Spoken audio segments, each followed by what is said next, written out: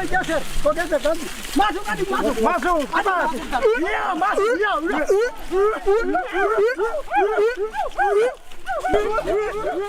Kayu besi rawa sepanjang 17 meter ini disiapkan untuk membuat salib. Melihat panjangnya, timbul pertanyaan, siapakah yang akan disalib? Siapapun itu, pasti sesuatu yang lebih besar dari mereka. Tapi Frankie Woro, Casimilus Awe, dan warga suku Auyu di Papua Selatan ini tak akan melukai siapapun. Mereka memakai salib ini sebagai tanda perlawanan.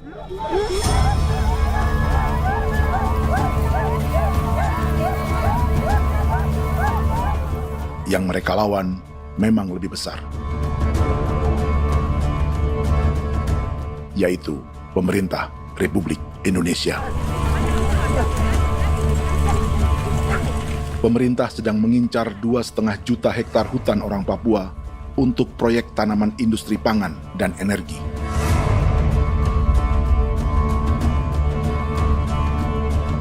Ratusan kilometer dari salib orang-orang Auyu itu, orang Muyu sedang menyiapkan gerakannya sendiri. Tapi kali ini dalam bentuk sebuah pesta. Pesta yang disiapkan oleh marga Kimco Jinipju selama 10 tahun.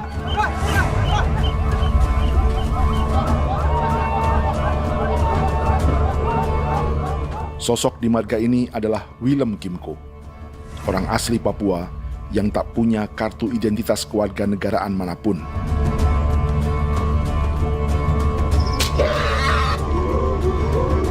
Pesta adat ini sudah cukup langka.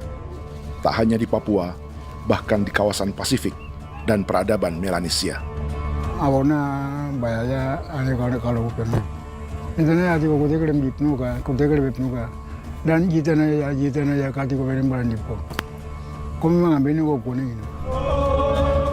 Ada gagasan dan gerakan sosial di balik pesta orang-orang Muyu ini. Sama dengan gerakan salib merah yang dimulai orang-orang Auyu. Salib ini akan menjadi yang terbesar dari 1.800 salib merah yang telah ditancapkan berbagai suku di Papua Selatan dalam 10 tahun terakhir. Ribuan salib merah yang dipadukan dengan palang adat adalah tanda larangan yang menyatukan unsur-unsur adat dan agama. Kami percaya bahwa kalau memang kami sudah tidak mampu untuk menyelesaikan persoalan ini, dalam hal ini perusahaan tidak bisa masuk, berarti kami minta bantuan kepada nenek moyang dan Tuhan.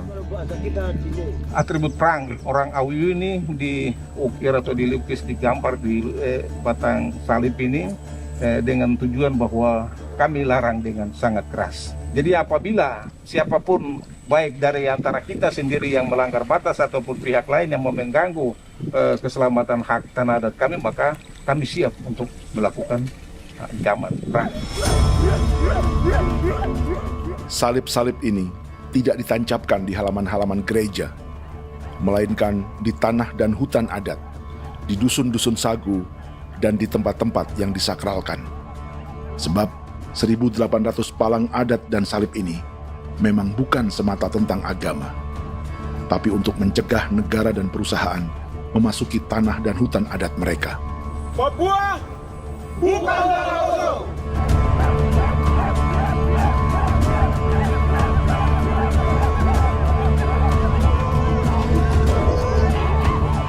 Di zaman TikTok ini, kami ingin menceritakan semua ini lewat film yang pendek.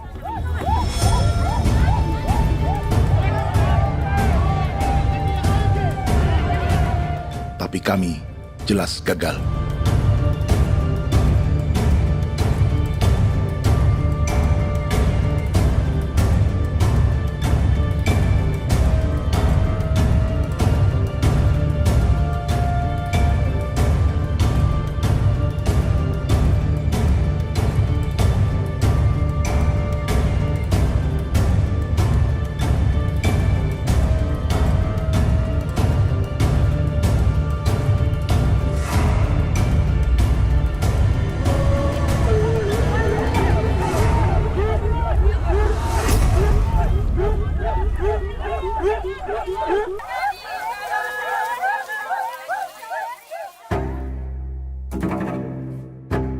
Di planet ini, ada 5 pemilik hutan hujan tropis terluas yang tersisa.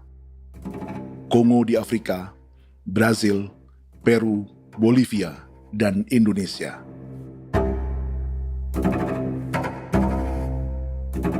Di Indonesia, satu-satunya pulau yang hutannya masih terjaga adalah Papua, pulau terbesar kedua di dunia setelah Greenland. Lewat sejarah kolonialisme yang panjang, pulau ini kini dikuasai 2 negara. Bagian barat oleh Indonesia yang juga dikenal sebagai West Papua, dan bagian timur menjadi Papua Nugini. Dan tepat di perbatasan ini, di bagian Indonesia, sedang terjadi proyek pemusnahan hutan terbesar di dunia.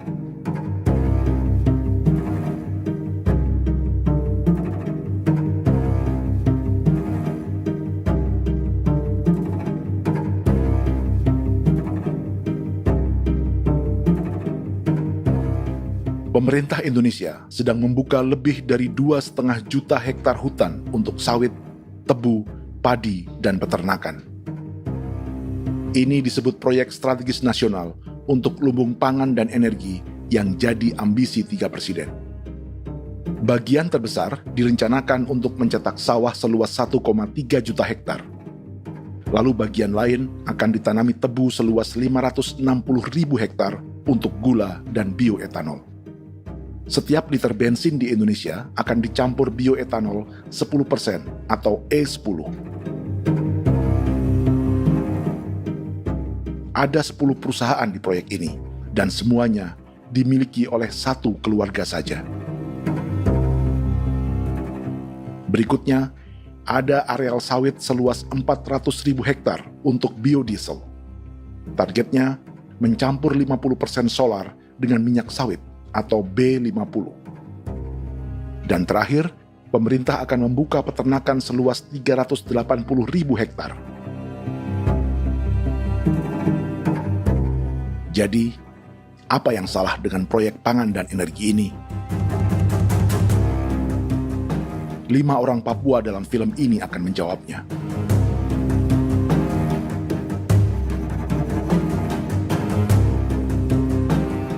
Yang pertama adalah Yasinta Moiwen dari suku Marin.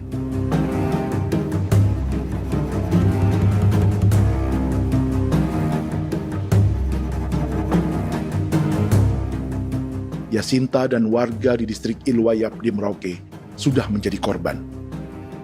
Hutan dan rawa sebagai sumber pangan dan ekonominya telah dihancurkan.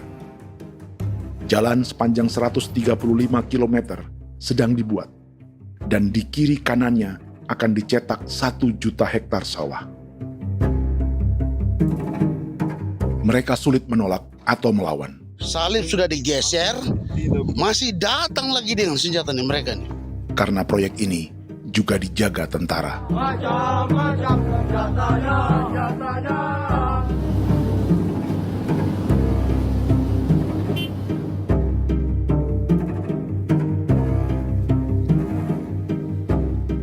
Yang kedua adalah Natalis Buer di distrik Tanah Miring, Merauke. Petani milenial ini merasa ditelantarkan. Sebab setelah hutannya diubah menjadi sawah, sebagian sawah-sawah ini tak tergarap. Orang asli Papua seperti Natalis tak punya modal untuk benih, pupuk, perawatan, hingga ongkos panen.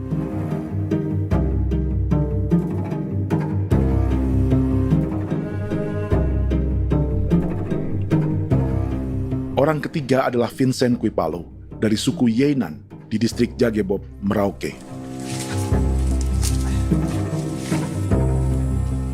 Vincent dan suku Ye sedang menjadi korban. Hutan adat orang-orang Ye sedang dihancurkan untuk perkebunan tebu dan bioetanol. Tanah mereka juga diincar untuk markas-markas militer, pasukan yang akan menjaga proyek pangan dan energi ini.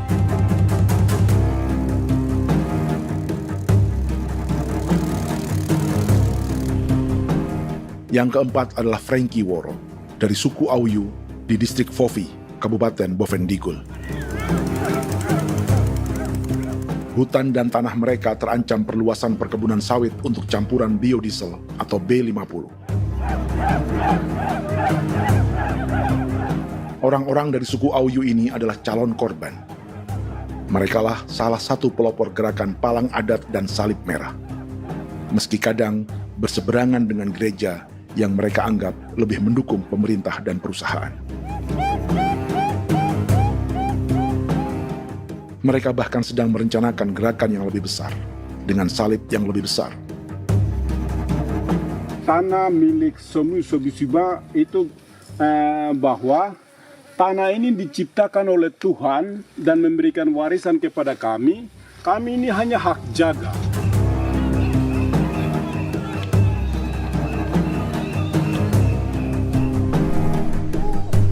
Sosok kelima adalah Willem Kimco dari suku Muyu di Bovendigul. Tokoh adat dari Muyu ini hidup di garis belakang proyek negara, sehingga belum menjadi korban. Tapi mereka sedang bersiap menghadapi segala kemungkinan. Tinggal di belantara dan perbatasan membuat sebagian mereka tak punya status kewarganegaraan. Tapi mereka telah hidup jauh sebelum ada Indonesia atau Papua Nugini.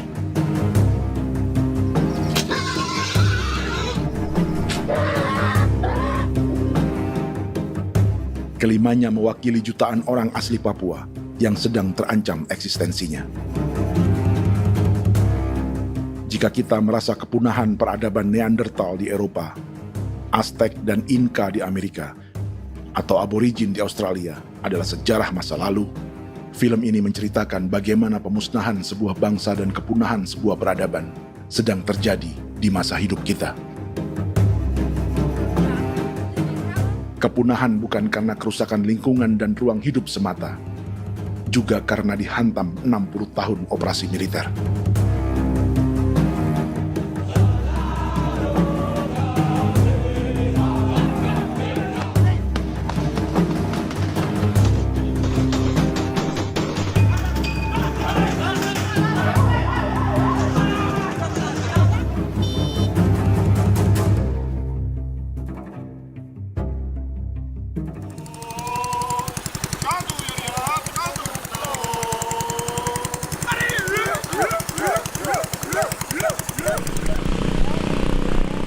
Frankie Woro dan orang-orang Auyu sedang berburu. Tapi lokasi perburuan mereka mulai dikuasai perusahaan perkebunan sawit.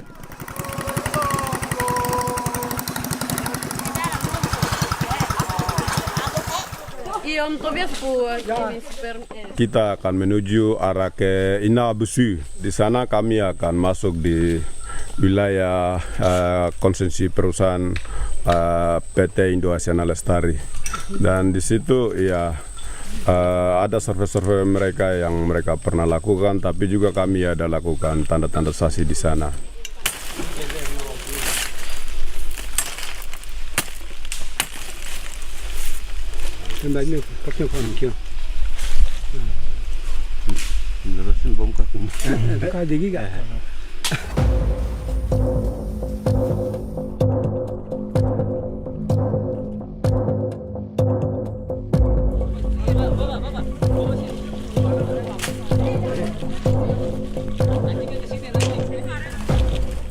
Dapat dengan yang induknya, tapi karena induknya dia lari dan terlambat kerja, akhirnya yang bisa kita dapat dia punya anak ini saja.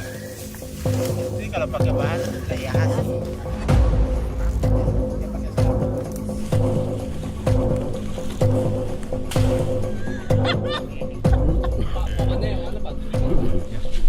Pohon ini pohon bitanggur, dia punya kayu ini kita biasa gunakan untuk kerja perahu, dan juga kulit depu getanya itu kita pakai untuk kerja ini, panah-panah ini lem, jadikan lem ini, panah-panah.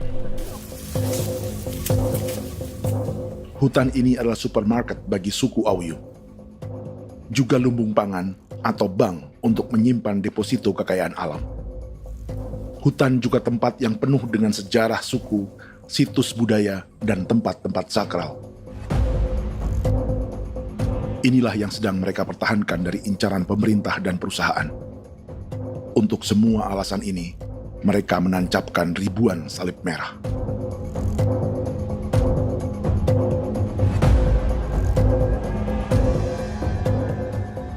Tapi dari kampung, warga suku Auyu memberi kabar pada Frankie tentang intimidasi oleh aparat negara agar mereka melepas tanah ke perusahaan sawit dan berhenti memasang palang adat dan salib merah.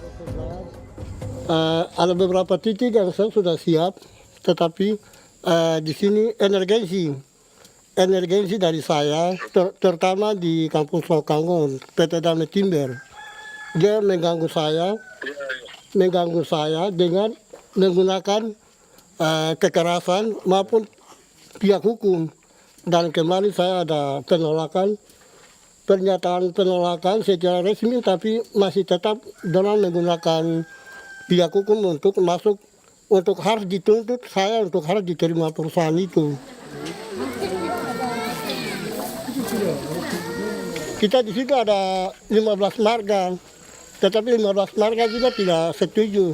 Marga-marga siapa yang terima dan marga-marga mana saja yang menolak.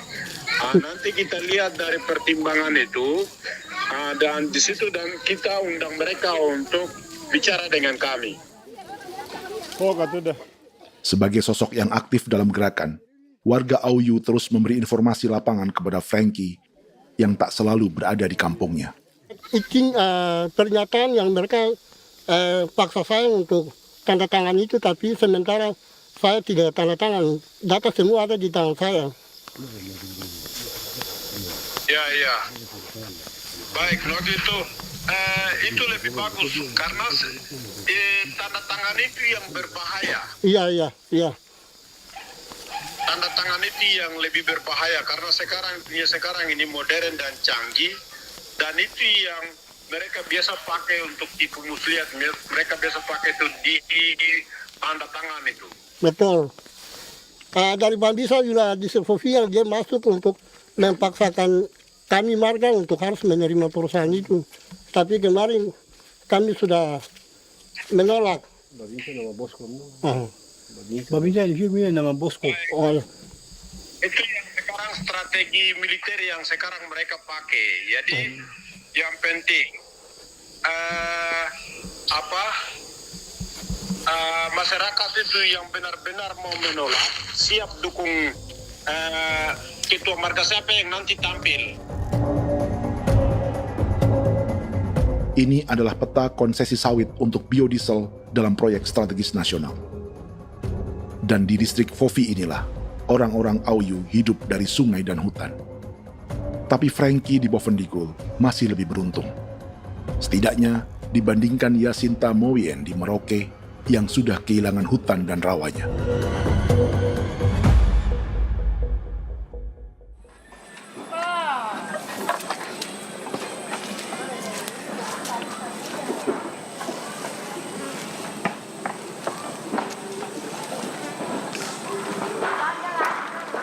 Yasinta dari suku Marin adalah petani sayur di Kampung Wanam, distrik Ilwayap, Merauke.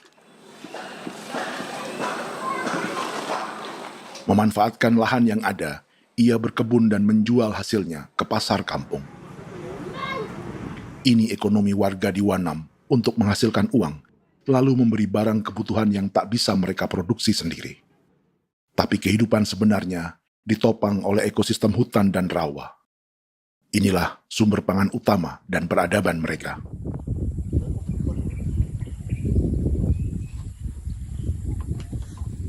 Namun ketenangan ini diusik ketika tiba-tiba pada Mei 2024, di Pelabuhan Wanam datang ratusan alat berat untuk proyek pangan dan energi pemerintah.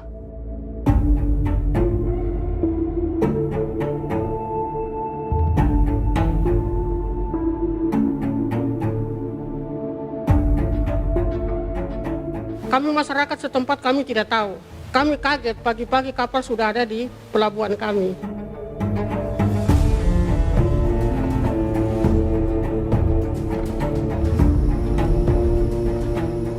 Yasinta Moiwen atau Enrika Gebze dan warga lainnya tak pernah diajak bicara atau dimintai pendapat. Seakan-akan Papua adalah tanah kosong. Kita suka kaget yang dong bawa turun alat berat dong bawa turun, kita kaget masyarakat.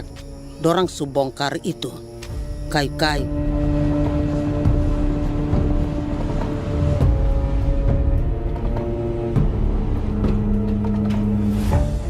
Bersamaan dengan alat-alat berat itu, juga berdatangan tentara Indonesia untuk mengawal proyek pembukaan hutan milik Jacinta.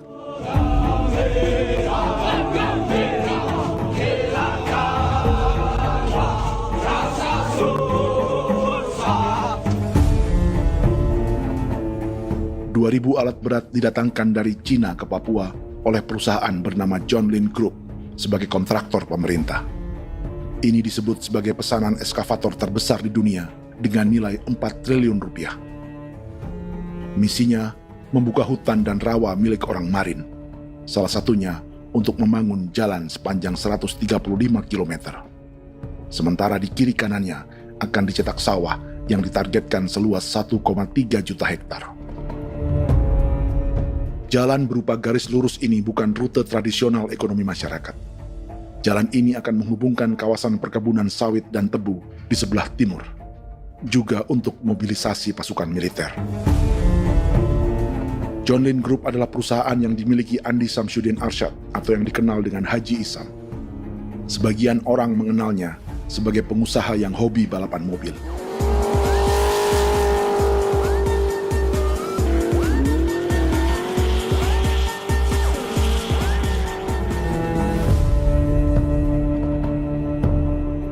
Tapi di Kalimantan, ia berbisnis batu bara, perkebunan sawit, pengolahan karet, penerbangan, perkapalan, dan biodiesel. John Lin Group kini juga menjadi pemilik perkebunan tebu dan pabrik gula terbesar di Indonesia. Sayapnya melebar dari Kalimantan hingga ke Bombana, Sulawesi Tenggara. Perkebunan tebu, pabrik gula, dan industri bioetanol inilah yang juga sedang dikembangkan di Papua. Foto ini adalah momen ketika Isam bersama kerabatnya, Menteri Pertanian Amran Sulaiman dan Menteri Pertahanan Syafri Samsudin meluncurkan program biodiesel atau B50 di Kalimantan Selatan. B50 artinya setiap 1 liter solar, 50%-nya akan dicampur minyak sawit. Perusahaannya, PT John Lin Agroraya, menjadi salah satu pemainnya.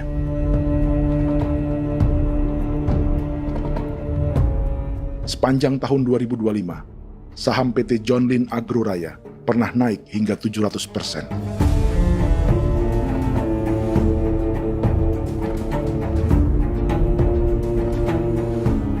Perusahaan sawitnya yang lain, PT Pradiksi Gunatama, sahamnya bahkan pernah naik 4.000% hanya dalam 1 tahun. Dari harga saham ini saja, nilai kekayaan keluarga Isam diperkirakan mencapai 100 triliun rupiah lebih, menjadikannya salah satu keluarga terkaya di Indonesia dan salah satu pemain penting industri bioenergi. Dan di Papua Selatan inilah sebagian sawit-sawit untuk mendukung program B50 akan ditanam. Inilah tanah orang-orang Wambon, Muyu, Marin, Yei, atau Auyu seperti Frankie Wor.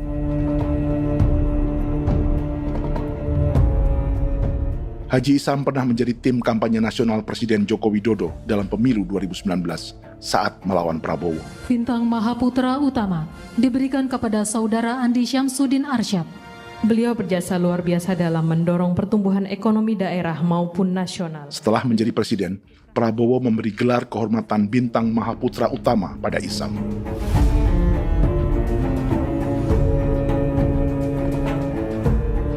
Sejumlah menteri Prabowo, juga kerabat dan orang-orang yang pernah bekerja di perusahaan Isam.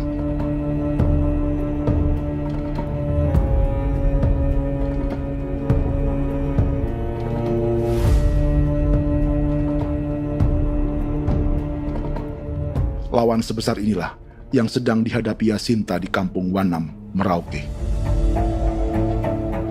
Atau petani perempuan lain seperti Enrika Gebse.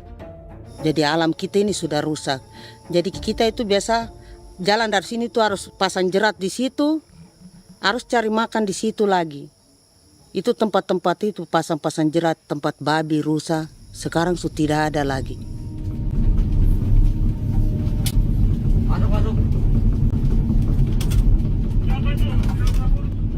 Rekaman ini memberi gambaran bagaimana Kasuari kehilangan rumah di bekas hutan dan rawa yang telah dibabat.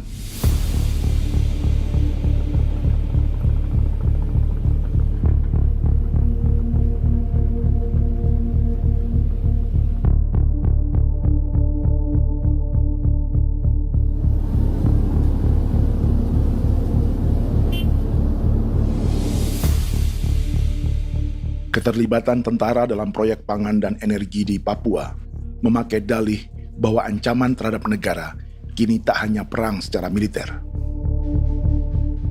tapi juga melalui pangan dan energi. Kementerian Pertahanan pun terlibat karena proyek ini dianggap operasi militer selain perang. Jadi tugas kamu adalah menjaga sumber cadangan pangan nasional. Macam-macam senjatanya, Proyek ini menambah panjang alasan mempertahankan kehadiran tentara di Papua dalam 60 tahun terakhir. Saat ini, jumlah tentara Indonesia di Papua mencapai 56.000 personel, atau ada 1 tentara untuk setiap 100 orang Papua. Bandingkan dengan rata-rata nasional, di mana hanya ada 1 tentara untuk 696 penduduk Indonesia. Itu belum termasuk polisi. Artinya, 1 orang Papua dijaga lebih banyak senjata dari rata-rata penduduk Indonesia. Tanah dan hutan diambil secara sepihak untuk kepentingan pembangunan batalion dan bandar antariksa. Ini bentuk perampasan masyarakat. Penolakan kehadiran markas-markas militer terjadi di sejumlah tempat di Papua. Tak hanya karena trauma dan ketakutan, juga karena mengambil tanah-tanah adat.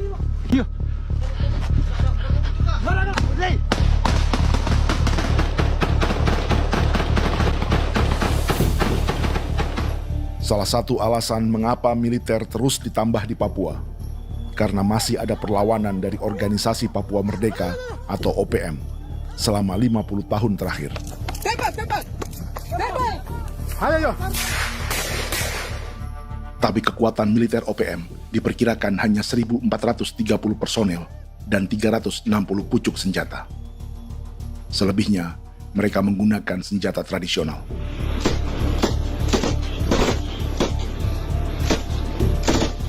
Dengan demikian, kekuatan tentara dan polisi di Papua 58 kali lebih besar dari gerilyawan Organisasi Papua Merdeka.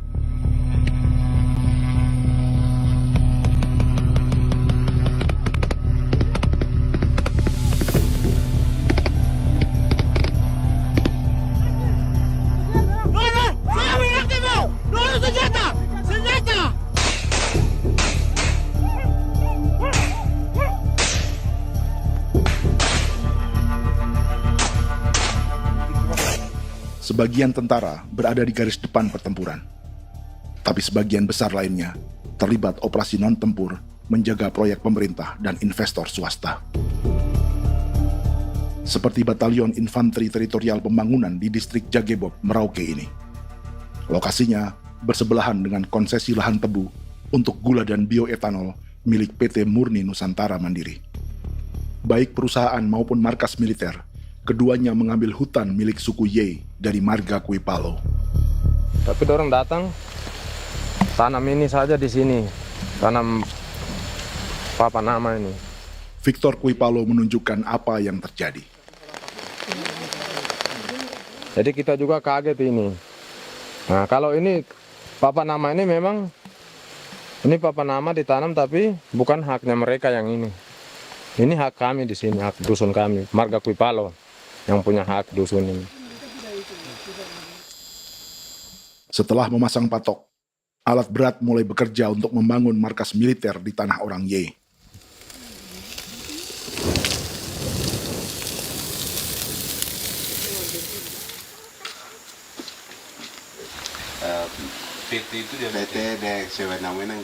Kehadiran markas militer mengkhawatirkan warga yang pernah mengalami trauma.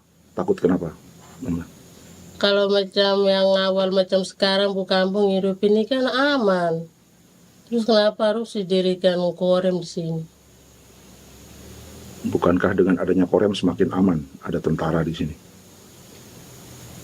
Kalau untuk kampung kayaknya tidak bisa aman kalau ada tentara, paling masyarakat dipukul itu ini. Kalau kampung hidup begini malah saya sejahtera dan saya punya masyarakat. Apa pernah ada pengalaman buruk sebelumnya dengan tentara di daerah sini? Ada yang cerita waktu pos-pos di sini tuh di 13, 12 itu zaman katanya Patimura. Memang kasihan. Malah kita punya orang ini yang dianiaya betul, dipukul. Disuruh kerja bakti tidak mau atau lama mencari, namanya kita pangkur sagu itu butuh waktu 1 minggu. Kalau lama begitu ya paling diseret dapat pukul itu. Operasi militer Indonesia di Papua dimulai tahun 1962 lewat Operasi Trikora.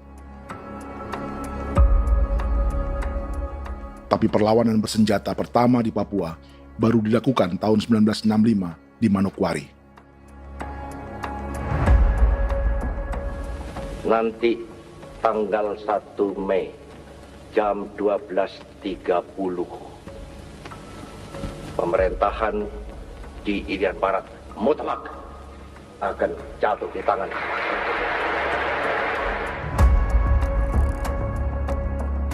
Sejak itu, selama 60 tahun, operasi militer untuk menaklukkan Papua terus dilakukan.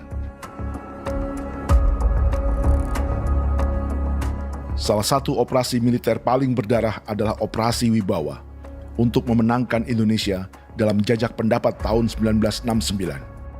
643 orang tewas di Paniai. Lalu disusul 4.146 korban tewas antara tahun 1977 hingga 1978.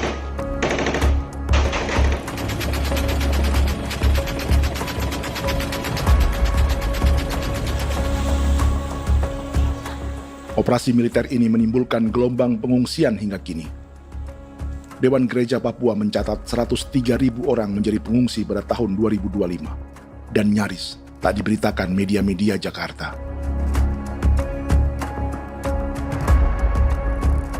Jumlah pengungsi terbesar tercatat di Nduga yang mencapai 20.000 jiwa.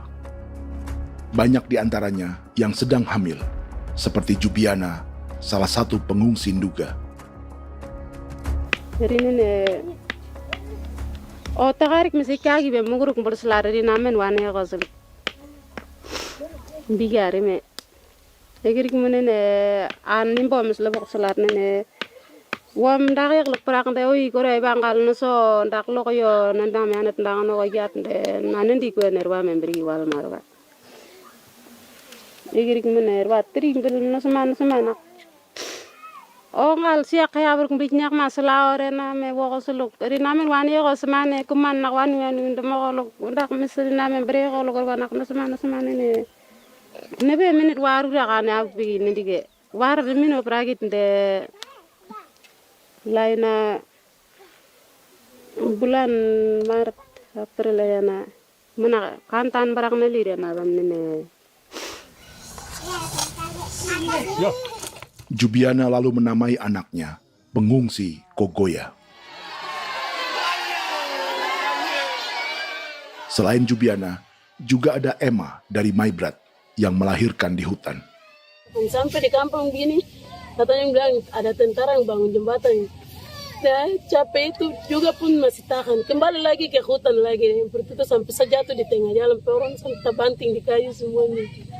Berasa sakit begitu. Melengkapnya tuh Domika Serli, pengungsi Wako. Masyarakat sipil dari Kampung Aitrem sementara mengungsi karena kampungnya sementara dikuasai oleh TNI Polri. Seratusan ribu pengungsi di Papua saat ini jauh melampaui jumlah yang mengungsi ke Papua Nugini tahun 1984, yaitu 10.000 orang karena menghindari operasi militer.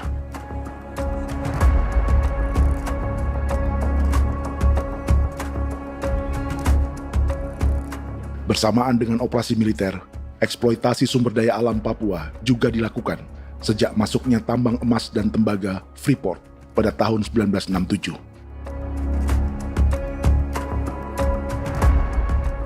Disusul perkebunan sawit awal tahun 1980-an. Lalu ada perburuan buaya untuk diambil kulitnya. Sebelumnya, ada eksploitasi gas alam di Teluk Bintuni, pencarian besar-besaran kayu gaharu, atau pembukaan hutan tanaman industri. Ini belum termasuk perburuan dan perdagangan ikan arwana di selatan Papua, penebangan kayu merbau dari hutan-hutan Jayapura, emas di Blok Wabu Intan Jaya, bahkan nikel di pulau-pulau kecil Raja Ampat. Dan kini, dalam skala yang belum pernah terjadi dalam sejarah, Papua dipaksa mencetak sawah, tebu untuk bioetanol, dan sawit untuk biodiesel.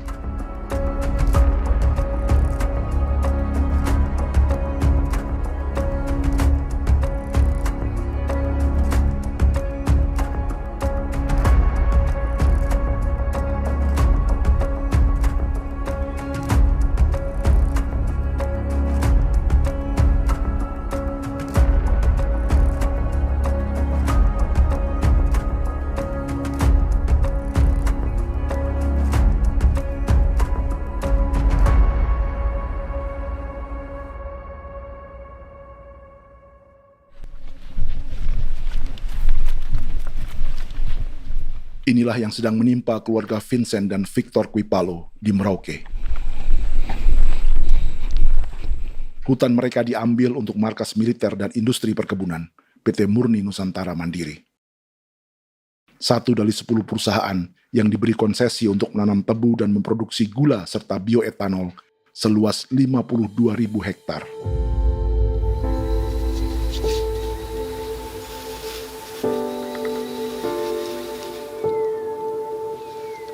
Perusahaan ini dianggap mengambil hutan dan tanah orang-orang Ye, terutama marga Kuipalo, yang memiliki hak adat terhadap 2.300 hektar hutan.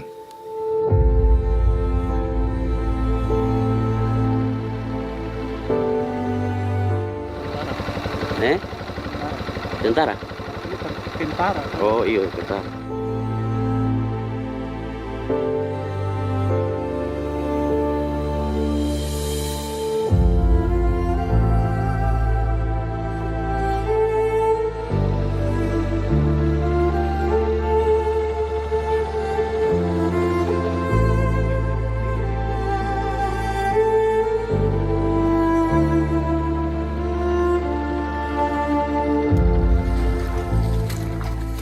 Keluarga Kuipalo sedang melihat apakah perusahaan semakin mengancam tanah mereka. Dan kekhawatiran itu terbukti. Iya, makanya tadi saya bilang ini dari sini saja dekat ini sudah masuk di dalam ujung lapang ini. Ini hutan, yang ini hutan yang orang ada bongkar sekarang ini. Ini sudah punya alat sudah dekat ini. Dekat sekali ini. Ini di sini. Nacau, kelapa itu yang jalan lama, jalan setapak ini.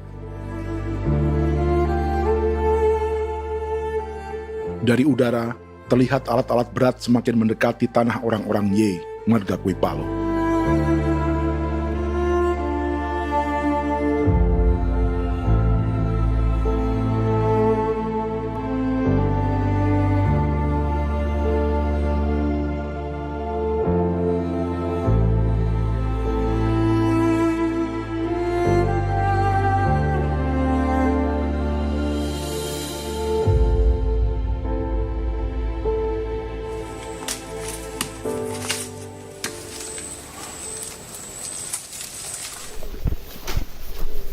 Keesokan harinya, Victor dan kerabatnya memberi tanda cat merah di pohon-pohon yang berada di batas tanah mereka.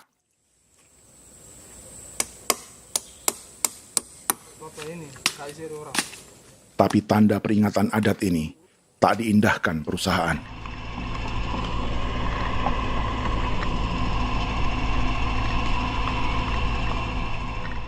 Dua bulan kemudian, perusahaan tetap memasuki tanah marga Kuipalo. Sama.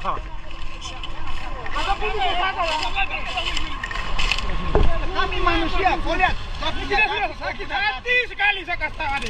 Ini sama baik ini kalau tinggal berubah lagi tangan, kami juga punya tangan. Hanya beda rambut. Mister itu juga. Woi. Buka. Tidak.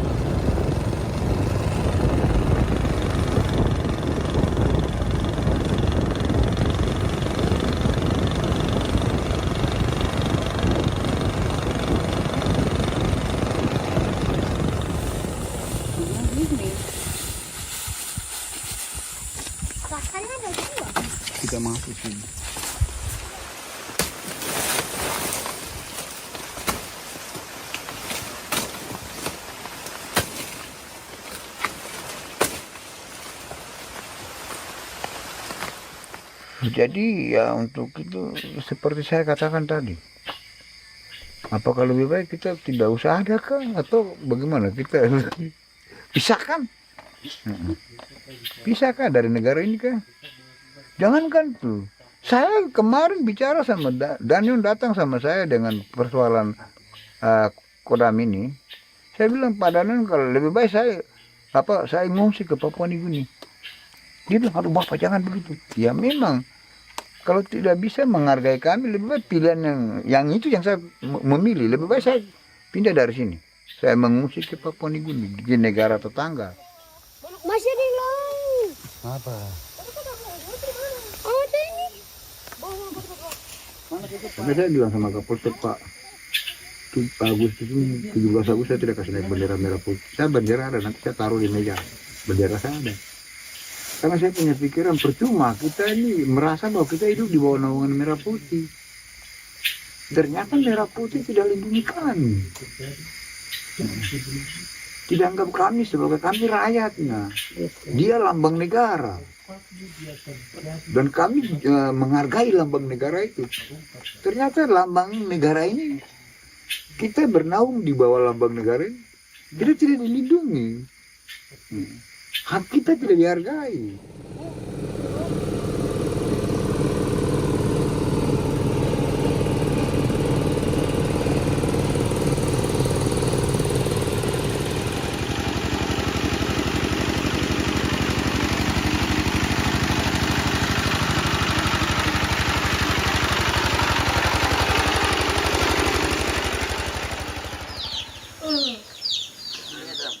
Marga Kuipalo dari suku Ye terus mendapat teror dan intimidasi agar melepas tanah mereka yang hanya dihargai Rp300.000 per hektar. Tapi mereka tidak berjualan tanah. Makanya mama itu tidak suka untuk lepas tanah. Untuk apa? Baru di dalam hutan itu ada obat-obat tradisi. Itu sudah Kalau macam ada sayur juga, kita ambil sayur yang dia tumbuh sendiri. Jadi kita ini mau kemana, kalau itu sudah digusur, ya habis. Kita ini jadi penonton. Jangan sampai kita ini duduk minta di jalan. Jadi kita tidak mau seperti itu. Makanya tanah itu kita tidak melepas. Tapi mungkin orang lain tuh dia senang saja. Lebih baik saya pegang uang merah dulu. Saya bisa beli-beli itu ini. Nanti datang uang sudah habis, gembel, mau cari kemana lagi, hutan sudah habis, mau makan ikan di mana, kali sudah hancur. Seperti Yasinta di Wanam, suara dan gerakan kaum perempuan Papua sangat nyaring dan tak bisa diabaikan. Saya sebagai perempuan tolak untuk perusahaan masuk di sini. Karena kalau saya terima anak-anak saya mau dikemanakan, mau tinggal di mana. Apapun yang terjadi saya tetap tolak. Demi tanah ini saya akan berjuang, demi saya punya anak-anak. Yang katanya mengutamakan anak Papua, nyatanya yang kerja kebanyakan ya orang-orang Jawa. Dan sendiri orang Jawa, tapi bukan mau bicara yang tidak-tidak.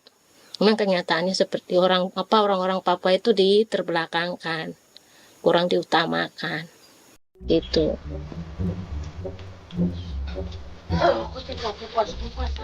Proyek food estate seperti mencetak sawah, bukannya tak diikuti warga Papua.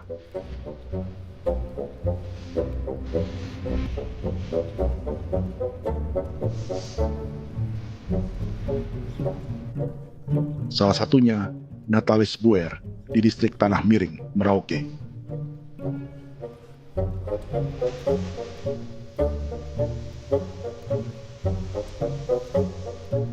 Setelah menghabisi hutan, pemerintah Indonesia mencetak sawah untuk tanaman padi karena beras mulai menjadi makanan pokok menggantikan sagu.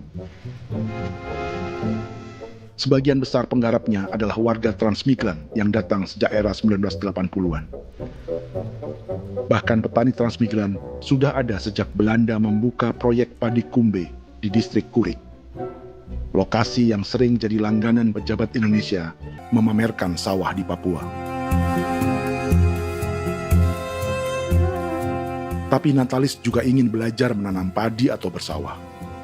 Namun ia kesulitan karena dibutuhkan modal untuk benih, pupuk, hingga pemeliharaan dan panen. Lalu sawah-sawah ini pun mulai dikuasai pendatang.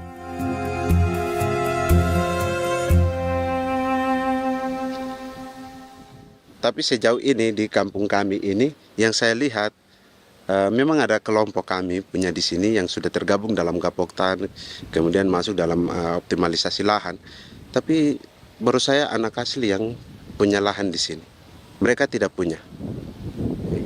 Pemerintah dalam hal ini adalah Kementerian Pertanian bersama-sama Kementerian Pertahanan yang dalam hal ini pada garis di bawahnya adalah TNI Angkatan Darat, memberikan support yang maksimal kepada masyarakat khususnya di Merauke dalam rangka. Saya kemarin habis 9 juta.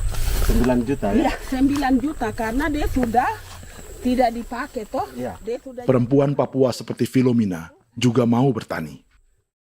Pemerintah memberi bantuan Rp900.000 per hektar lewat program optimalisasi lahan atau OPLAH. Tapi dibanding biaya produksi dan harga jual gabah, Filomena mengaku berkali-kali rugi dan kini memutuskan tak lagi menggarap sawahnya. Terus kita harus cari uang untuk kombeng. Betul. Karung kita beli. Karung beri sendiri lagi. Tenda kita beli. Ini dari yang offline ini don tidak siapkan. Tidak ada. Tidak ada ya, jadi mama don sendiri. Itu yang saya udah bilang, 900.000. Itu modal untuk kerja sawah ini. Mulai dari kerja sampai nanti panen. Panen. Wih, ngeri sekali. Iya, lucu toh? Tidak dapat itu. Betul, Mam. Dong maksud begini. Kalau disuruh tanam ubi berhektar-hektar, mari datang. Kita tahu cara rawatnya bagaimana, Iya. tanamnya bagaimana, tanam model bagaimana supaya hasilnya model begitu. Kita tahu. Kalau yang ini kan kita baru belajar.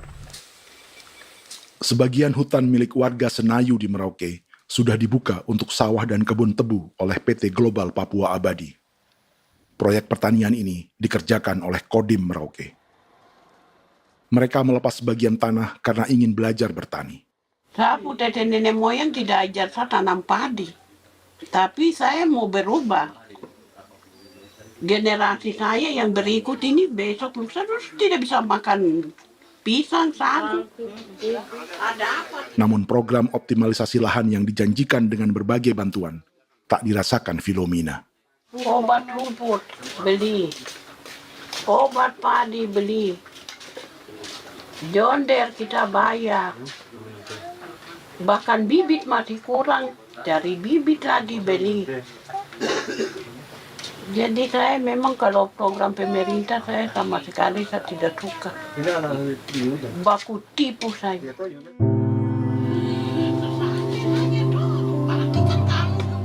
Mereka merasa ditinggalkan sendiri, jatuh bangun belajar bertani padi. Sementara sumber pangan dan air yang semula mudah didapat, kini telah berganti sawah dan kebun tebu. Dulu kita masih bisa jalan, nanti masak di kali, pakai air kali. Minum pakai air kali. Sekarang kok mau masak? Tidak ada air. Air sudah susu, mau minum tidak bisa. Sudah dengan obat. Drone semprot debu itu saja drone. Drone yang semprot. Saya lihat di itu. Jadi kita bukan drone yang terbang di atas untuk disemprot. Iya, itu semprot obat. Dong lempar pupuk di bawah ya dia mengalir ke kali. Mengalir ke kali, ke rawa-rawa.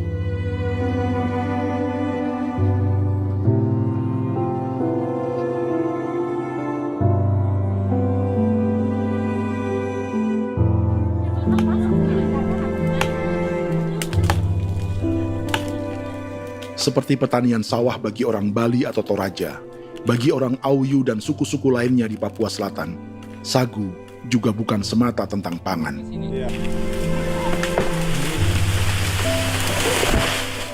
Bagi orang Auyu dan Marin, sagu adalah kerabat, sosok orang tua, sosok nenek moyang yang harus dijaga dan dilindungi. Lagi bikin apa mama ini mama? Pakai toko itu sagu.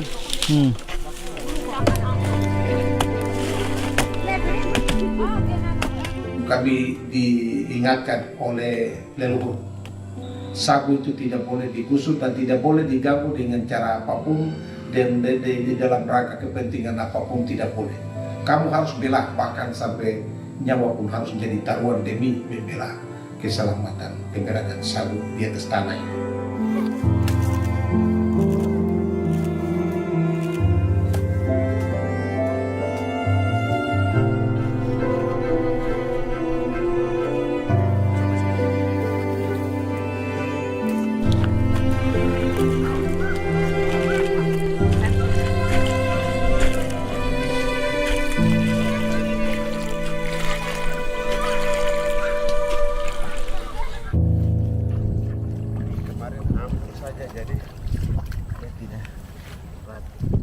Menurut Natalis, pemerintah di Jakarta mendefinisikan lumbung pangan semata urusan beras dan mencetak sawah.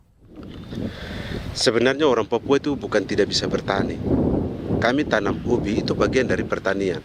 Nah, pertanian yang dimaksud oleh pemerintah itu harusnya selalu itu kalau bisa pemerintah harus spesifikkan pertanian apa yang dimaksud, pertanian tanam padi atau pertanian tanam ubi, petasan dan lain-lain. Ini yang harus dispesifikkan dulu.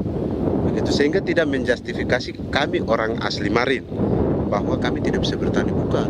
Kami buka kebun besar-besar di sana, bahkan bermeter-meter, ratus-ratus meter pakai sekop, bukan pakai ekskavator, tapi ini pakai skop. Itu pertanian, begitu.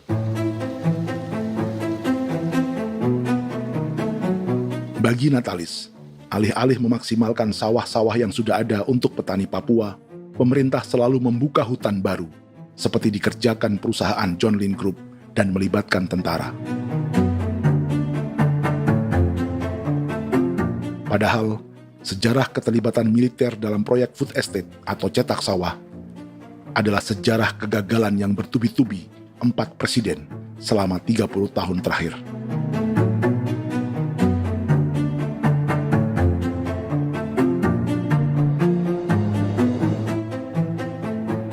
Papua bukan yang pertama menjadi proyek lumbung pangan yang melibatkan tentara. Kalimantan telah menjadi korban 30 tahun sebelumnya.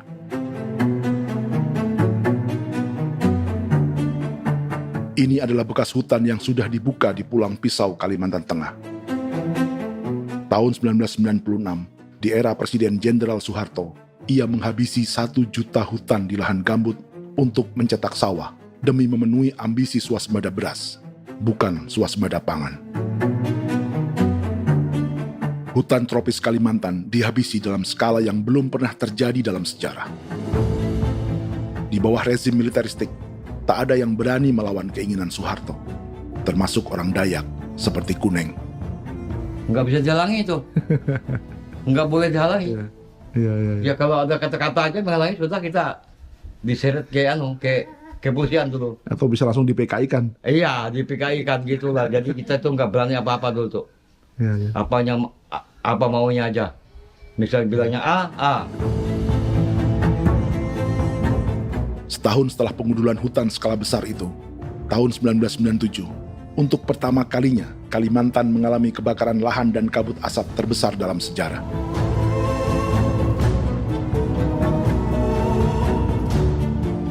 Sebagai ilustrasi, ini kondisi kabut asap tahun 2015.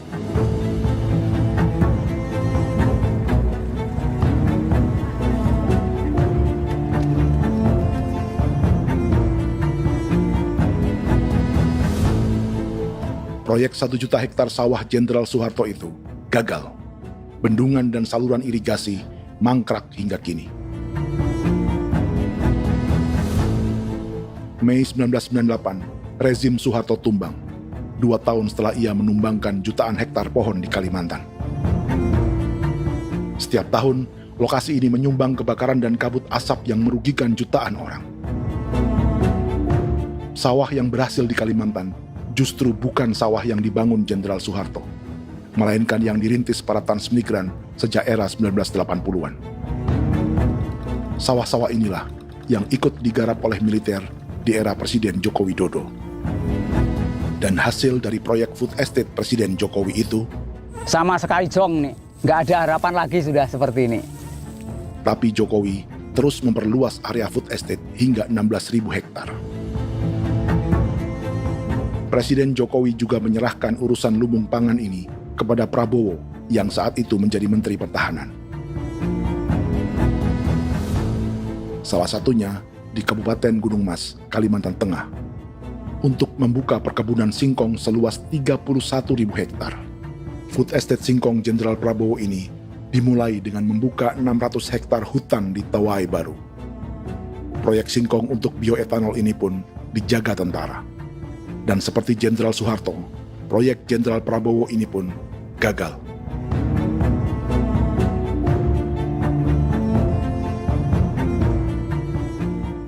Dengan reputasi ini, Joko Widodo dan Prabowo justru sedang membuka 2,5 juta hektar di Papua.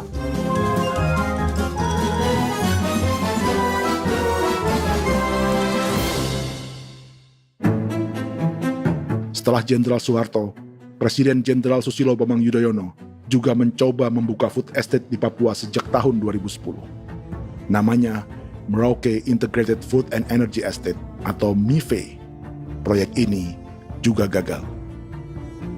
Lalu di lokasi yang sama, Jokowi berusaha meneruskan dengan proyek mencetak sawah 1,2 juta hektar yang juga gagal. Sekarang yang paling siap adalah 1,2 hektar. Yang 1,2 juta hektar. Dan kini, Prabowo yang pernah gagal dengan 600 hektar singkong di Kalimantan justru akan mengulangi di Papua dengan skala 2,5 juta hektar. Di daerah Papua pun harus ditanam kelapa sawit supaya bisa menghasilkan juga BBM dari kelapa sawit. Dalam setiap proyek pangan dan energi di Papua, yang lebih menonjol bukan tanaman pangannya, melainkan untuk energi atau bahan bakarnya. Sawit untuk biodiesel dan tebu untuk industri bioetanol. Ada 10 perusahaan yang diberi konsesi hingga 0,5 juta hektar untuk tebu. Dan 10 perusahaan itu dimiliki oleh satu keluarga saja.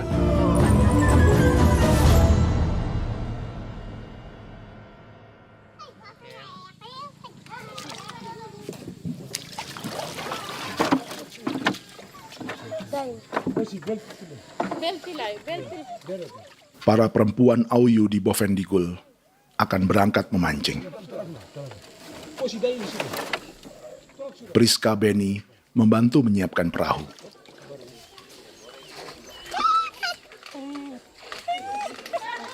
Mereka akan mengumpulkan bahan pangan di hutan untuk persiapan acara penancapan salib merah berikutnya.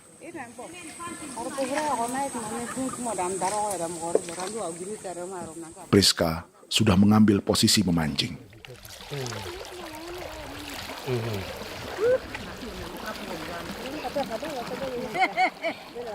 1.800 salib merah telah dipasang di wilayah adat berbagai suku di Papua Selatan untuk menghalau perusahaan sawit dan tebu.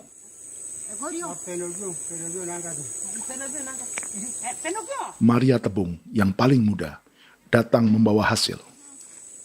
2 ekor ikan gastor alias gabus toraja. Sebagai generasi Z, pendidikannya sampai sekolah dasar. Di perusahaan perkebunan seperti sawit atau tebu, ijazah SD hanya bisa menjadi buruh kasar.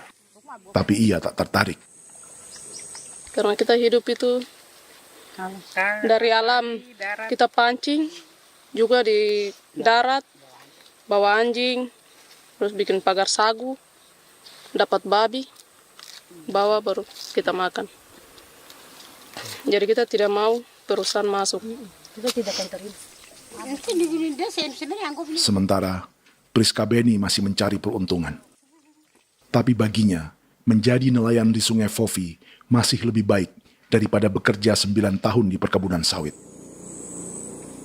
sudah pengalaman, jadi kita tidak mau lagi. Sudah berapa lama ketika kerja itu?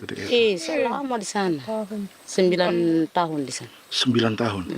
Saya baru pulang dari perusahaan. Selama 9 tahun kerja di sawit, bisa punya rumah kah? Atau Tidak. motor kah? Tidak. Johnson kah? Tidak. Cuma makan saja. Pendapatan juga kan tidak lebih. Habis dimakan.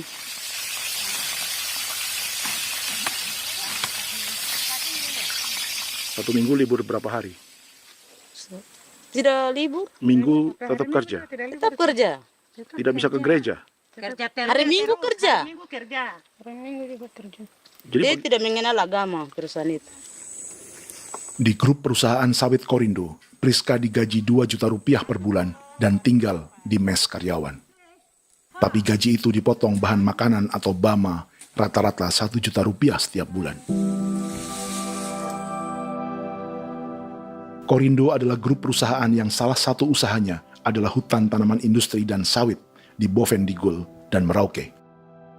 Di Papua, mereka memakai bendera PT Tunas Sarwa Ema. Perusahaan ini pernah memberi bantuan pada Keuskupan Agung Merauke. Keuskupan Merauke belakangan mengeluarkan pernyataan mendukung proyek strategis nasional di Papua. Umat Katolik yang memprotes sikap gereja tersebut ditangkap polisi.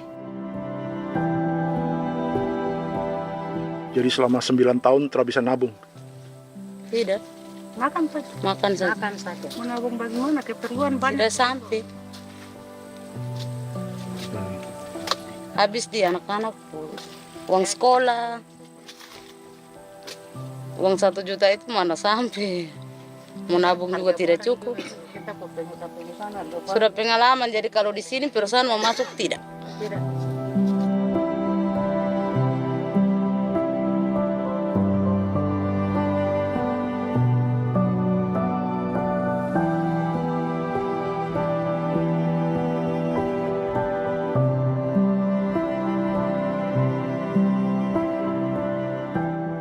Dan menu makan siang seperti ini agaknya sulit bagi buruh sawit atau tebu yang digaji 2 juta rupiah per bulan.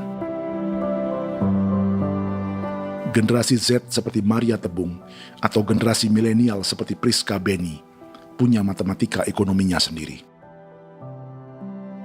Sawit untuk biodiesel atau tebu untuk bioetanol tak akan ada bedanya bagi mereka.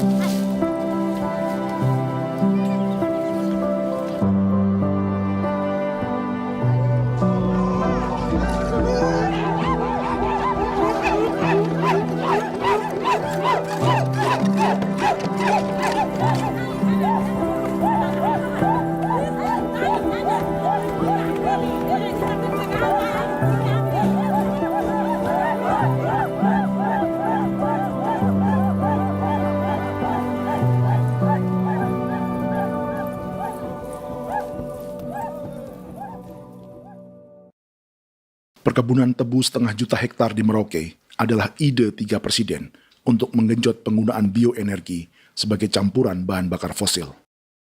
Selain swasembada pangan, swasembada energi di daerah Papua pun harus ditanam kelapa sawit supaya bisa menghasilkan juga BBM dari kelapa sawit. Juga tebu menghasilkan etanol. Singkong, kasava juga untuk menghasilkan etanol. Bioetanol adalah bahan bakar nabati atau tumbuhan yang dapat dicampur dengan bensin. Sama dengan program biodiesel yang mencampur solar dengan minyak sawit. Pertamina saat ini sudah menjual BBM bioetanol dengan campuran 5% yang dipasarkan dengan merek Pertamax Green 95. Tapi pemerintah ingin menaikkan kadarnya menjadi 10% atau E10. Maka ke depan kita akan mendorong untuk ada E10. Kemarin malam sudah kami rapat dengan Bapak Presiden. Bapak Presiden sudah menyetujui untuk direncanakan mandatori 10% etanol. Idenya untuk mengurangi ketergantungan pada bahan bakar fosil yang diimpor dan menimbulkan polusi.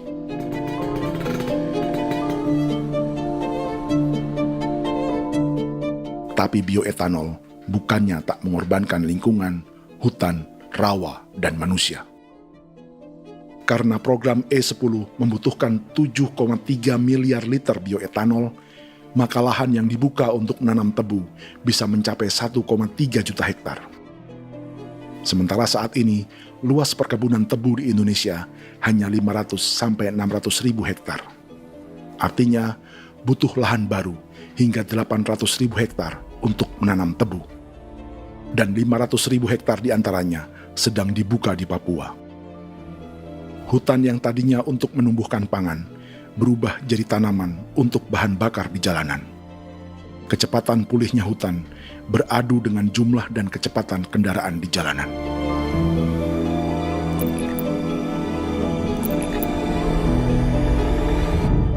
Dahaga terhadap energi tak pernah bisa dipuaskan. Setelah minyak sawit untuk biodiesel, dunia kini merambah singkong, jagung, dan tebu untuk bioetanol. Benua Amerika, Eropa, sebagian Afrika, hingga separuh Asia kini mulai memakai bioetanol sebagai campuran bahan bakar.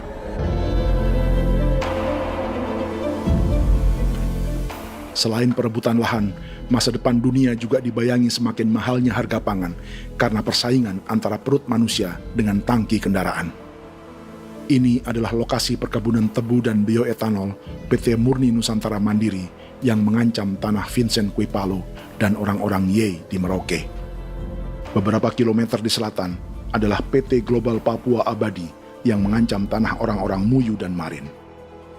Dua perusahaan ini adalah bagian dari 10 perusahaan yang mendapat konsesi lahan untuk tebu dan bioetanol di Merauke. Batas konsesi mereka bahkan sama dengan batas negara Indonesia dengan Papua Nugini.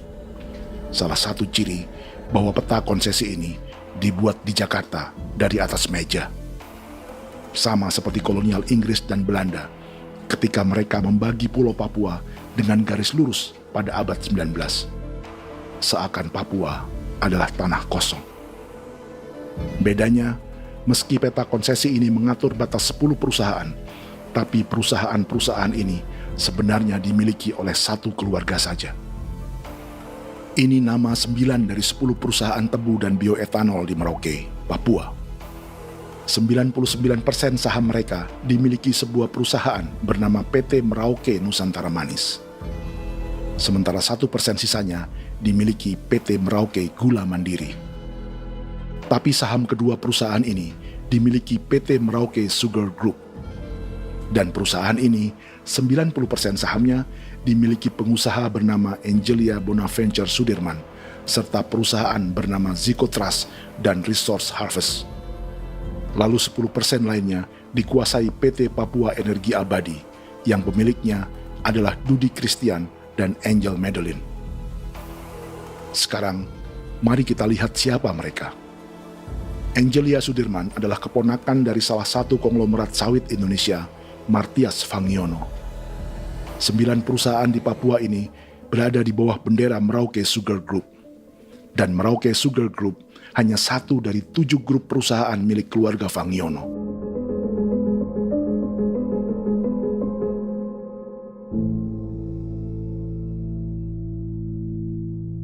Ini Martias Fangiono.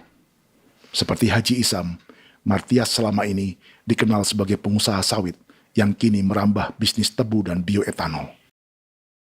Ini momen saat penanaman perdana tebu di Merauke bersama Presiden Joko Widodo Juli 2024. Di sini juga ada anak Martias Fangiono, yaitu Wirastuti Fangiono.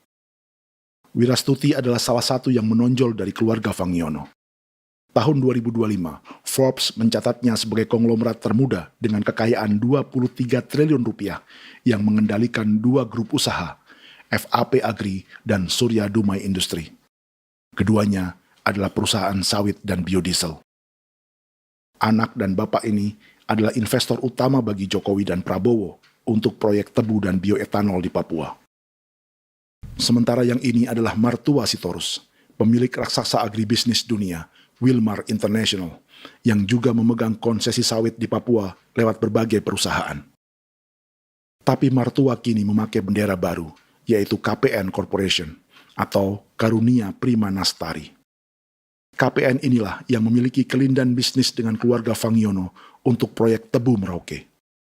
Apalagi grup Wilmar yang didirikannya juga pemain gula utama di Australia.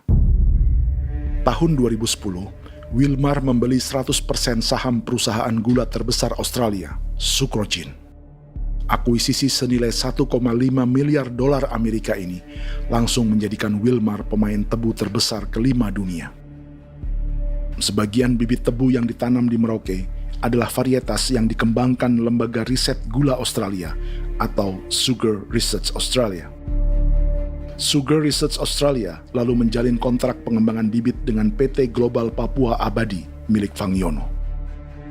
Tapi masalahnya, Sugar Research Australia adalah badan publik yang tugasnya memajukan petani tebu dan sebagian dananya berasal dari pajak warga Australia. Itu artinya, warga Australia membiayai pengembangan bibit tebu untuk investor dan pemerintah Indonesia. Dokumen ini menunjukkan bahwa lembaga yang dibiayai warga Australia itu pernah memiliki kontrak penyediaan bibit dengan PT Global Papua Abadi milik keluarga Fangiono. Kontrak itu baru berakhir pada November 2024. Artinya, saat Presiden Jokowi dan keluarga Fangiono menanam bibit tebu pada Juli 2024 ini, kontrak itu masih berlaku. Nama lain dalam keluarga ini adalah Siliandra Fangiono, yang pada tahun 2024 dijuluki Raja Sawit Termuda dengan kekayaan 39 triliun rupiah dalam catatan Forbes. Ia mengendalikan grup First Resources. Secara umum, keluarga Fangiono memiliki 20 perusahaan di Sumatera, 32 perusahaan di Kalimantan, 1 di Jakarta, 2 di Singapura, dan 25 perusahaan di Papua. Di Papua, perusahaannya tersebar dari Sorong, Mapi, hingga Merauke. Para politikus dan pejabat Indonesia terus membesarkan konglomerasi, meski Martias Fangiono pernah divonis 1,5 tahun penjara karena kasus pembalakan liar dan kebun sawit ilegal tahun 2007. Sementara tahun 2022, Wilmar terlibat kasus korupsi ekspor minyak sawit dan divonis mengembalikan kerugian negara 11,8 triliun rupiah. Tumpukan uang ini disebut sebagai pembayaran dari grup Wilmar yang diterima secara simbolis oleh Presiden Prabowo pada Juni 2025 lalu. Tapi peran raksasa biodiesel dan bioetanol dunia ini belum akan surut di Indonesia. Bahkan sebaliknya. Sebuah dokumen presentasi bisnis dari Wilmar International Limited pada tahun 2010 ini bisa menjadi petunjuk. Presentasi ini bagian dari proses pembelian 100% saham raksasa tebu Australia, Sucrogin. Dalam presentasi ini, Wilmar mengaku ditawari konsesi lahan 200.000 hektar di Papua, atau dulu disebut Irian Jaya, untuk menanam tebu. Dengan penerbangan hanya 2,5 jam dari kantor Sucrogin di kota Townsville ke Merauke, Wilmar akan mengawinkan bisnis gula dan bioetanolnya menjadi pemain dunia. Dan lokasi yang diincar oleh Wilmar adalah distrik Ilwayap di Merauke, kampung halaman Yasinta Moiwen. Dan persis disinilah, 14 tahun kemudian, ribuan eskavator John Lynn Group milik Haji Isam mulai membuka hutan sebagai kontraktor pemerintah. Presentasi dan gagasan ini dibuat oleh Wilmar pada Juli tahun 2010. Sebulan kemudian, Agustus 2010, pemerintah Presiden Susilo Bambang Yudhoyono meluncurkan proyek Lumbung Pangan dan Energi Merauke atau Merauke Integrated Food and Energy Estate. Targetnya membuka lahan 1 juta hektar dalam 5 klaster yang masing-masing 200.000 hektar. Angka yang sama dengan presentasi Wilmar. 5 tahun kemudian, 2015, giliran Presiden Joko Widodo yang mau melanjutkan proyek pangan dan energi 1,2 juta hektar. Menjelang pensiun sebagai presiden, Jokowi kembali menggencarkan proyek ini dan melibatkan Prabowo sebagai Menteri Pertahanan. Jokowi lalu mendukung Prabowo sebagai presiden berpasangan dengan anaknya, Gibran Rakabuming Raka sebagai wakil presiden. Kini, setelah menjadi presiden, giliran Prabowo yang melanjutkan proyek bioetanol dan biodiesel dengan memobilisasi militer dan melibatkan pejabat-pejabat yang juga para elit partai koalisinya.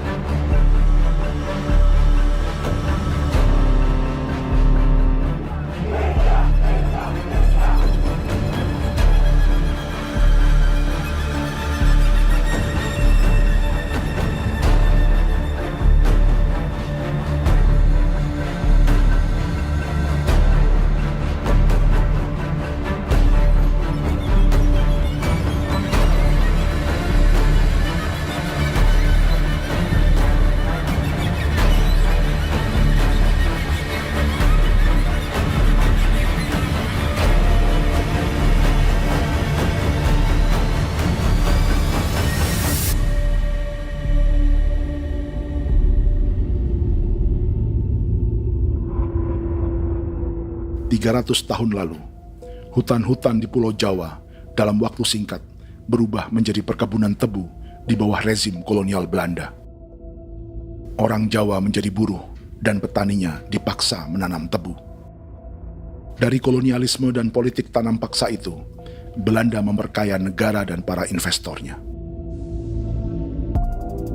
Tak puas membuka hutan untuk perkebunan di Jawa dan Sumatera, kolonial Belanda menanam tebu hingga di Suriname dan mengerahkan ribuan orang Jawa sebagai buruh pada tahun 1890. Inggris yang sudah menguasai negara seluas India dan Papua Nugini pun masih menanam tebu jauh di tengah Samudra Pasifik, di tanah orang-orang Fiji.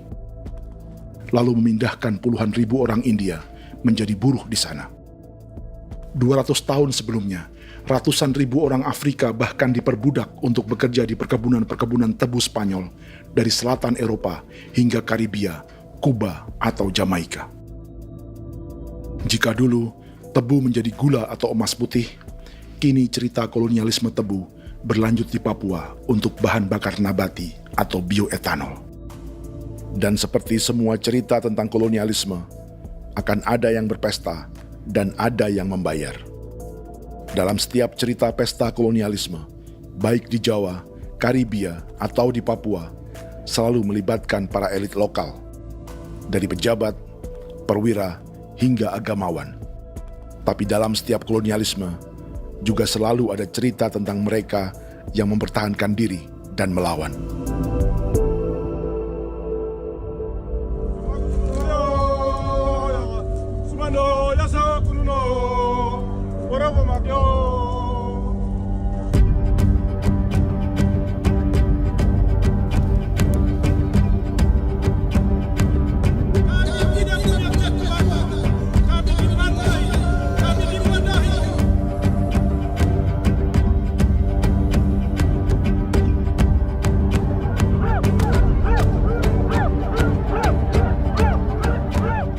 Dalam sejarah Gereja Katolik banyak pemimpin-pemimpin yang adalah tanda petik itu adalah Judas-Judas juga.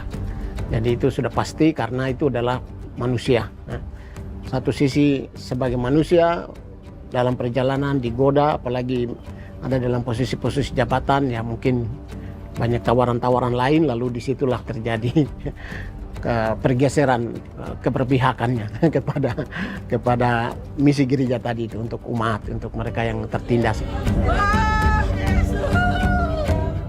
Orang kirim eksavator, orang kirim tentara, orang kirim polisi, pukul kami bukan pencuri, kami tidak pernah mencuri orang barang. Kami tidak pernah menangis ke orang lain, kami tidak pernah menangis ke kita bapak mama, kami menangis kepadamu. Tuhan kami lemah. Ibu tidak tahu. Ini hijau orang lain datang ke bangsa kami, ke wilayah kami untuk kasih habis kami.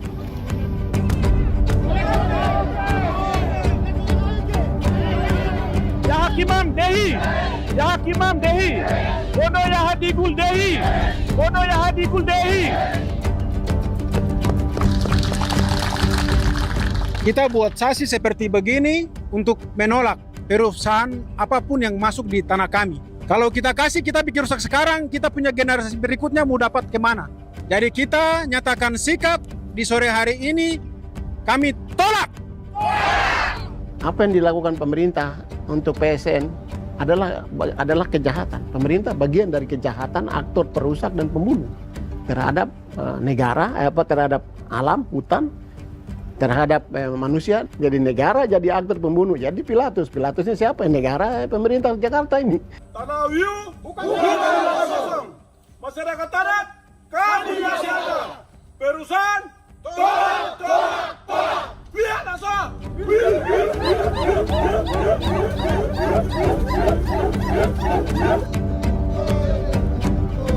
Jika tanah adat dan hutan adat hilang, kami mau hidup di mana?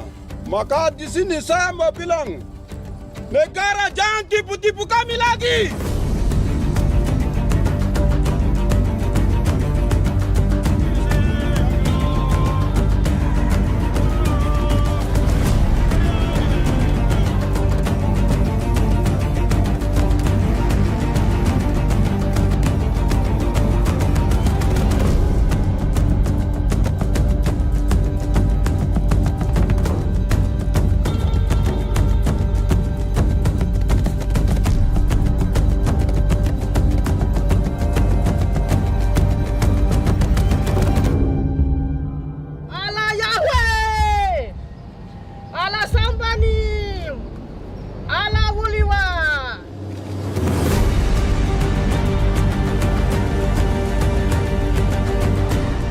Kalau kami dianggap orang Papua itu bagian daripada Republik ini, tolong hargai kami.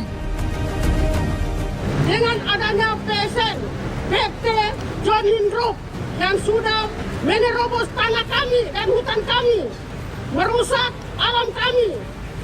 Itu yang kami datang ke Jakarta jauh-jauh dari Papua. Kami mau bersuara kepada Bapak Presiden Prabowo Subianto, di mana keadilan untuk masyarakat Papua. Tolong lihat masyarakat Papua yang sudah mati. Kami bersepakat menyatakan, 1. Gereja-gereja di Indonesia mendukung masyarakat adat yang menolak proyek strategis nasional di tanah Papua. 2. Gereja-gereja di Indonesia menolak militerisme dan otoritarianisme di Indonesia.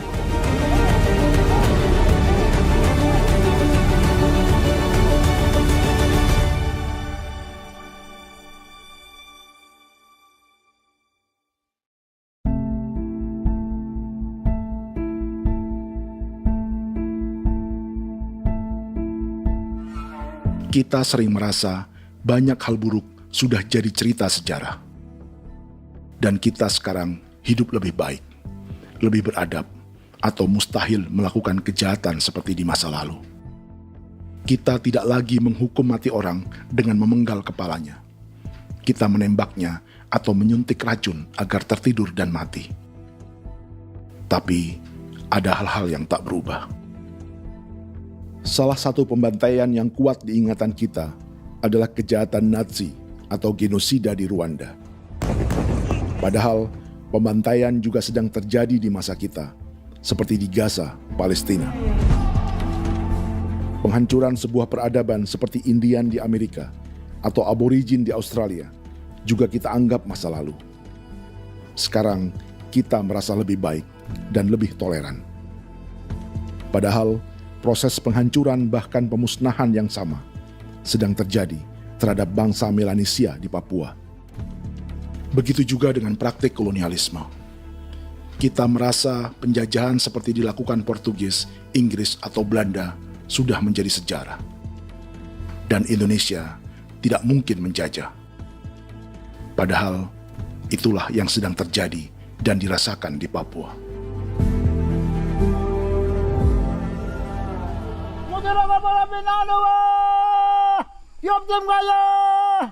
Kawatang Maya, Upaka Maya, anak dia mana namanya?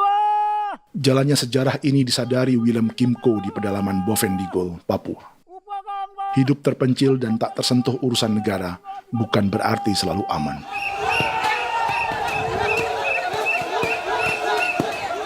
Untuk sampai di tempat ini, orang-orang Muyu menempuh 2 hari berjalan kaki mengarungi hutan, lembah, dan sungai.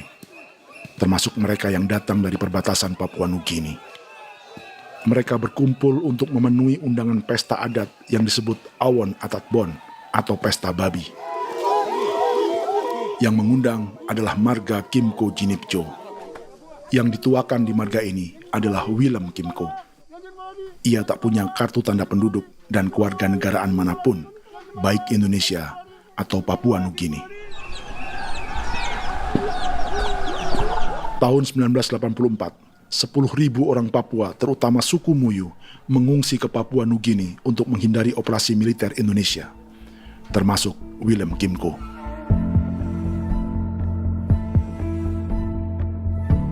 Apa yang membuat pesta adat ini istimewa? Apa bedanya dengan acara serupa yang dihadiri pejabat, tokoh agama, LSM, atau yang direkam oleh kru televisi dan konten kreator?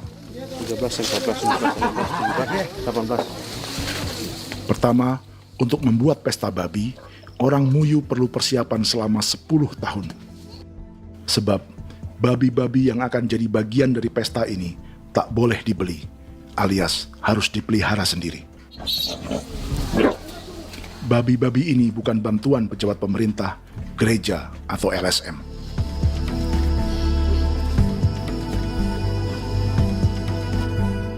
Yang kedua, babi-babi ini tidak dipelihara di kandang.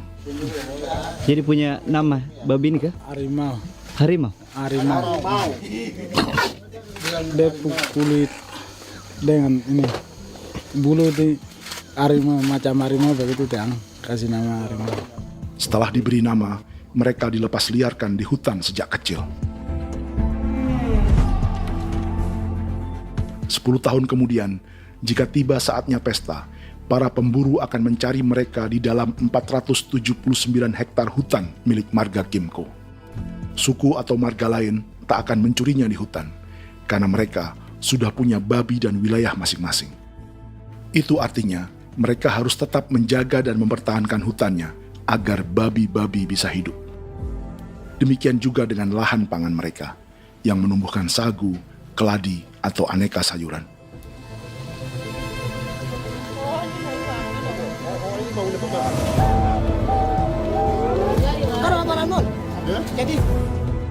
Yang ketiga, dalam Awon Atatbon atau pesta babi, binatang ini tidak dimakan secara gratis.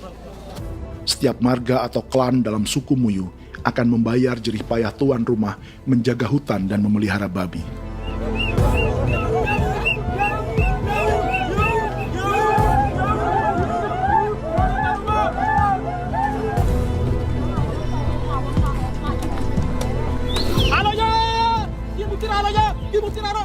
Ini seperti arisan untuk menjaga budaya dan lingkungan.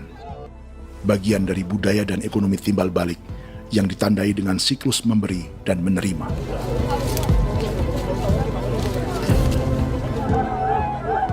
Ini juga cara orang Muyu membangun dan memperluas aliansi. Awon bet begul bet, ulan yau kandoet, asat bet anani, asat bet jenek liganani, oh ando amten anani, menini tena yage, kepo kemo ko di mana, kepo kemo mayat me, kep tetek no mayango, kep kanin bet wini ke iftore wen, ne wen ne tena ya kadek me, oke, kepo nanti kuto kemo, kepo kepasar kuto orangnya, kene man gini wane wanjo, koko kati bolon jalbeng, koko kuning bolon jal. Jika Willem Kimco dan marganya bisa menjaga hutan dan wilayahnya, marga lain ikut diuntungkan sebagai sebuah ekosistem. Demikian juga sebaliknya. Alasan keempat, mengapa pesta babi ini memiliki tempat khusus dalam peradaban orang Muyu, karena Willem Kimco khawatir peradaban mereka akan punah, menyusul ancaman terhadap ekosistem dan hutan. Setiap marga atau klan harus mengkonsolidasi diri dan membangun aliansi.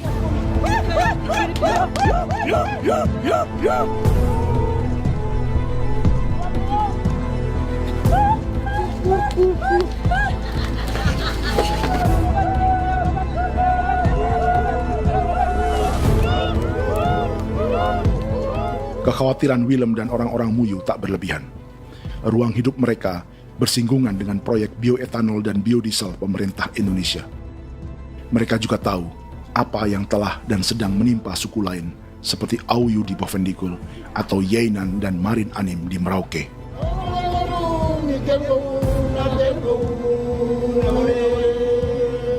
Jika suku-suku lain menggunakan palang adat dan salib merah sebagai gerakan perlawanan, orang-orang Muyu memakai pesta babi untuk mempersiapkan diri dan konsolidasi. Sebab, berbeda dengan saat mengungsi tahun 1984, kali ini yang datang ke tanah orang-orang Muyu tak hanya tentara, juga alat-alat berat bersama para pebisnis pangan dan energi.